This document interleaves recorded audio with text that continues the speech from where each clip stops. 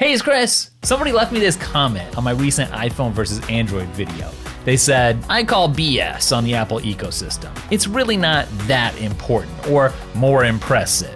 Well, Mr. Commenter, let me introduce you to Apple's Universal Control. It's a way to work with a single mouse and keyboard and move between Mac and iPad for a seamless experience with no setup required. See, with Universal Control, I can pick up a file on my iPad, move it over to my Mac, or vice versa, move a file from my Mac over to my iPad for the ultimate, supremely functional, yet decluttered, multi-device experience. Now, honestly, you know from my iPhone versus Android video that I'm all for people loving the ecosystem that they want to use, whether it's Microsoft or Google or Samsung or whatever. So one thing's for sure, there's no reason to trash somebody else's treasure. Use what you love what you use, but let's not speak nonsense though. Universal Control in reality brings next level swagger to Apple's ecosystem. Why? Because it retains the iPad's uniqueness within your desk setup, whereas Sidecar, it just turns your iPad into a mere Mac extension.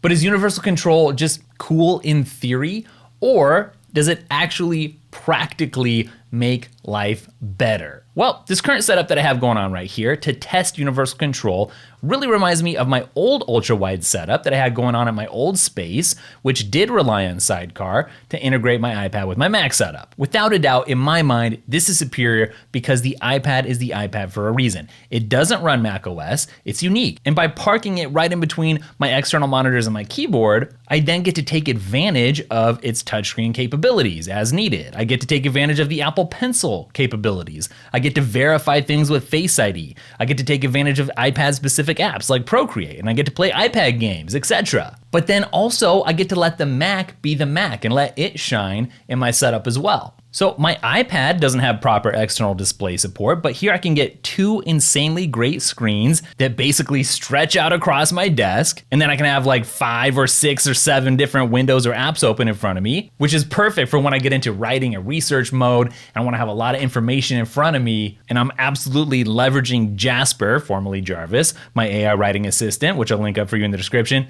to its absolute fullest, and have the iPad screen also available. It's insane. In fact, this gave me an opportunity to really put my iPad widgets to use. I made a whole new home screen setup with widgets that I might want to glance at that I wouldn't normally see if I was just using the iPad or just the Mac. With this dual setup, I can utilize my tools in a whole new ways. This is so functional, it's ridiculous. I can have a bunch of windows open, or I can have one app open that takes up a lot of space like Final Cut Pro, see my entire timeline on one monitor or the preview in the other, with still being able to see my iPad screen and use it, utilize it. So yeah, while some people are gonna look at it and be like, well, it's just a little thing, right? A little extra convenience. Like, no, this is a big upgrade for a power user. The more you think about it, the more you use it, you're like, well, what could I really do with this? And you integrate it into your actual workday, and then it starts to click. And before you know it, you get that stank face, you're like, oh, wow, how could I ever live without this? It's that kind of thing. At this point, I can't,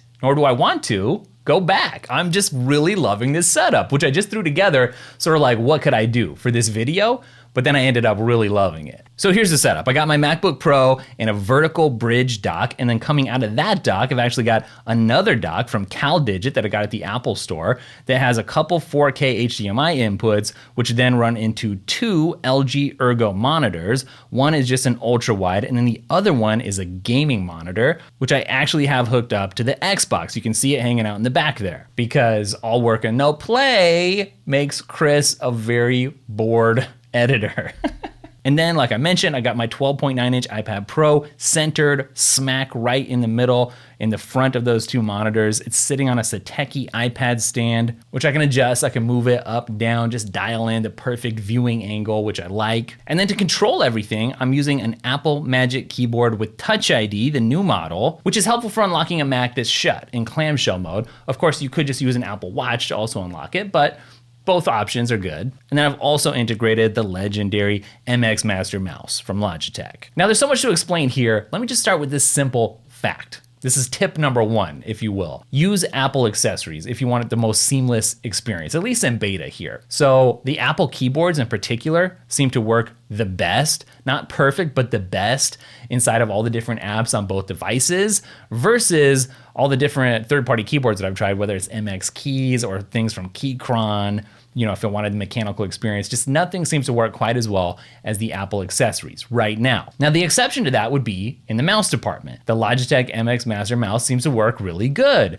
It's been good enough that I haven't wanted to use anything else, right? I will say though, the kind of bugs that I've run into that you can expect if you get the developer beta and get this loaded up would be things like, you know, not being able to scroll around in certain circumstances using the mouse on your iPad.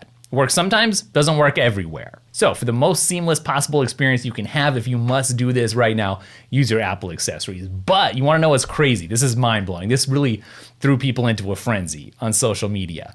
You can actually get your iPad Pro with its Magic Keyboard and trackpad set up and controlling everything over on the Mac as well. Now the reasons why that's such an amazing possibility, especially as all the bugs get worked out, are twofold at least. Okay, number one, you're gonna be able to just pick up your iPad and be mobile, go somewhere, go on whatever excursion you're going on, be mobile, come back and just plug right in and get going again. But number two, it's just super minimal. You don't have to have another keyboard and a mouse floating around.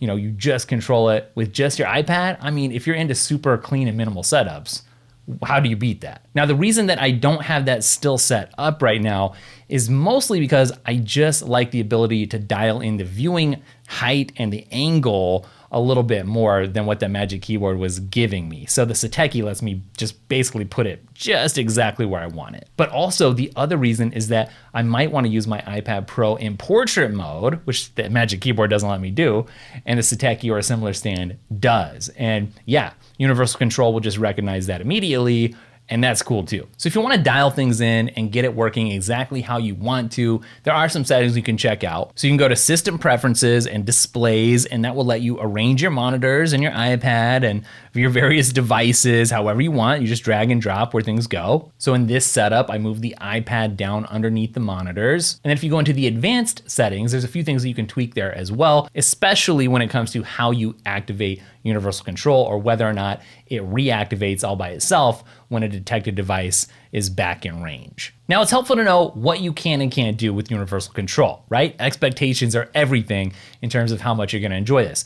What you can't do is drag an app or a window from your iPad to your Mac or vice versa. Not gonna be able to do that. But what you can do is drag and drop files, all kinds of different files, things like zip files, right? That's cool. But I can also edit something with my Apple Pencil on the iPad and drag that right into something like Photoshop, not just onto the desktop, but right into an app, whether it's Photoshop, like I mentioned, or something in the iWork suite, like Keynote or Pages. And then all the gestures are gonna work for you as well. Straight off the Mac trackpad, I can do a 3-finger gesture that's gonna control the functionality of the iPad, right? And I already told you, I can use the iPad trackpad to control things over on the Mac. Now, one of the big bonuses here using Universal Control versus something like Sidecar is that I can use the Apple Pencil to the fullest because, of course, there's no Apple Pencil support on the Mac. So I can get my iPad-only apps going, things like Procreate, and I can use my Apple Pencil with my favorite accessory, the paper-like screen protector, and do that iPad-specific work and then integrate it immediately after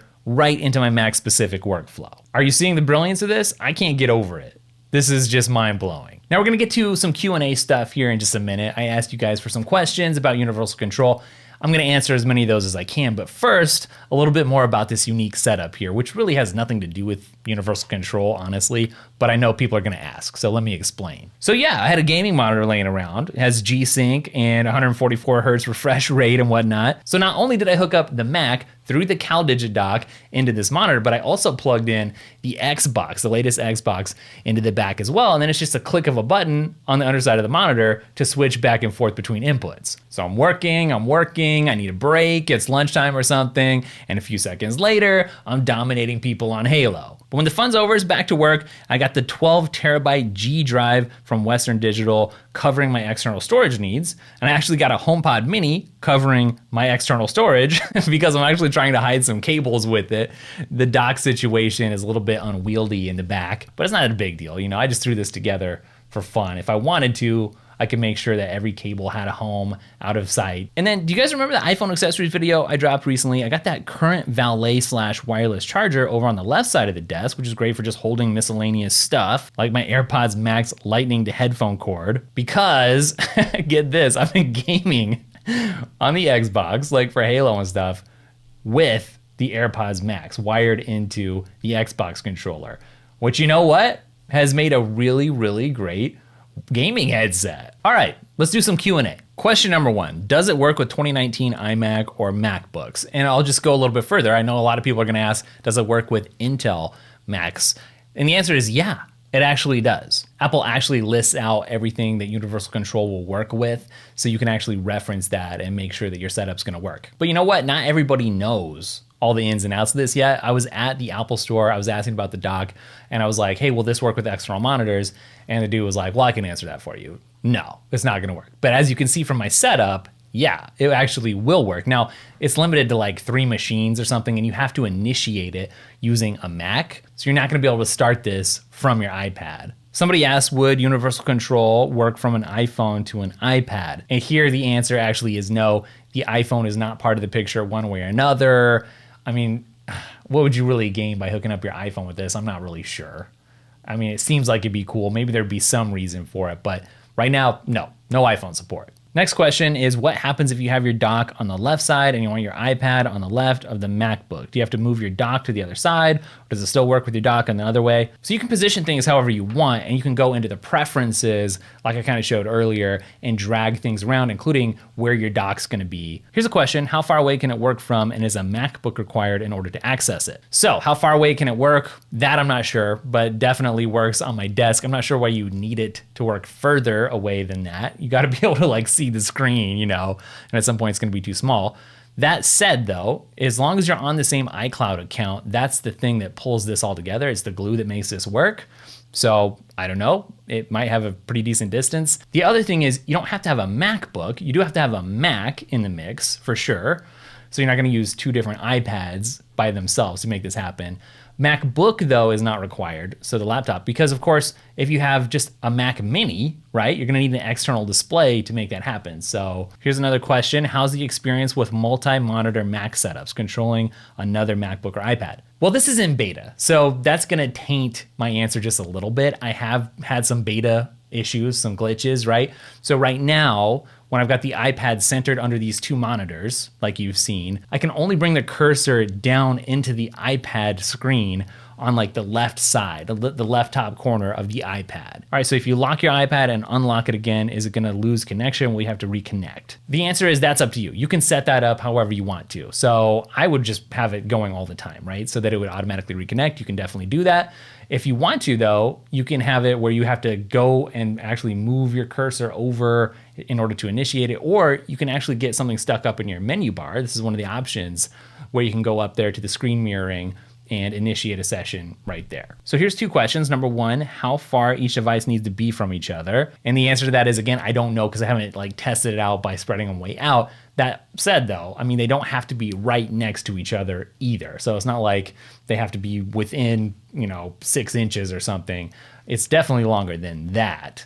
But I don't know how far away you could actually get. But if it's on your desk though, it seems like it's pretty much gonna work. Okay, number 2, how does it work with an M1 Mac Mini? Unfortunately, I haven't had an M1 Mac Mini around since I've been testing this out to let you know. All right, that's it for this video. I can't wait for this to come out officially and not be in beta and get all the bugs squashed and worked out, because I don't wanna use any other setup. Now that I've had this, I've become really addicted to it. It's just so convenient. In the past, it was like amazing to be able to airdrop stuff, but now, other ecosystems are starting to get similar functionality.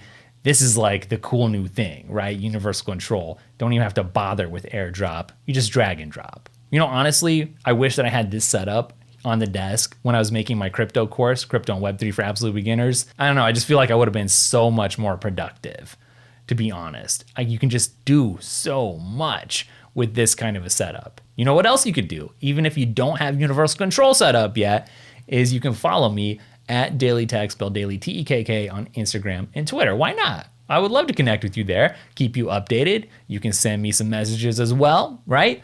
Also, if you haven't checked out Jarvis, which is now Jasper, this is a great time to do it. I rely on it more than ever. And yes, I do pay for the boss mode plan because that's how much I love it. All right, that's it for this video. Got lots of good stuff planned. Thank you for hanging out. I'll catch you in the next video. Later.